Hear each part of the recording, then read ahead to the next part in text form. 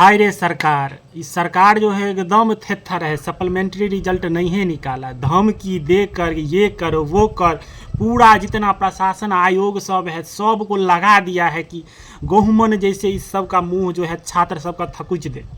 अब बताइए, जो ये परीक्षा लेने का जो तरीका है, TRE 1 में 50,000 जो है सो आपका सीट खाली रह गया। उसके बाद TRE 2 में जो है तो बहाली करते हैं 1,22,000 का, उसमें भी आप कितना 80,000 को नौकरी देते हैं, उसमें सीट खाली सीट मिला के 50,000 और 50,000 का अब जो है सो बहाली 70,000 का आ रहा है। बताइए क्या हुआ है?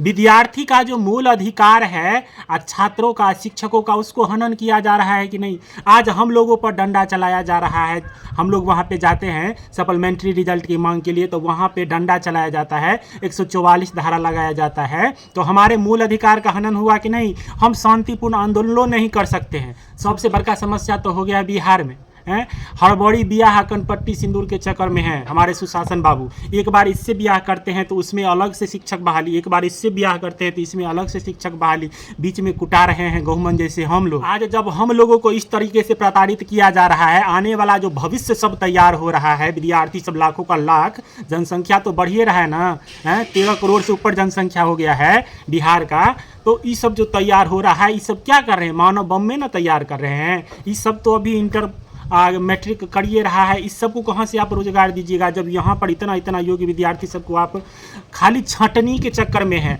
और अपना वर्चस्व दिखा रहे हैं कि हम जो है इतना का बहाली करते हैं, इतना का बहाली करते हैं। लेकिन नौकरी आप क्या को देते हैं। आप डोमिसाइल पर बात नहीं करते हैं। बिहार में डोमिसाइल रहेगा तो बिहार के लोगों को नौकरी होगा कि नहीं। लेकिन आज बिहार की राजनीति पूरी देश पर टिकल है। पूरा देश का शिक्षक भर भर के बिहार में भर रहा है।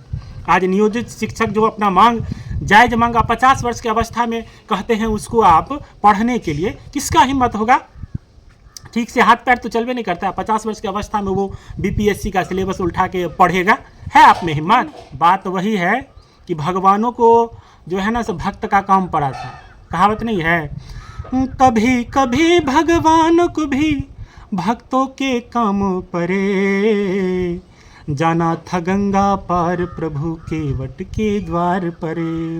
तो 5 साल में तो आप नचनी नाच चला दिए, इसके साथ उसके साथ। लेकिन 5 साल के बाद जो है ना सो जनते के हाथ में आता है एगो वोट देने का अधिकार। उसमें आप लोगों को नाच नचाया जाएगा। जो हालात आप कर रहे हैं, ये बहाली नहीं कर रहे हैं, नाटक बना के छोड़ दिए हैं, थोप रहे हैं विद्यार्थी को, अपना अधिकार नहीं मांगने दे रहे हैं।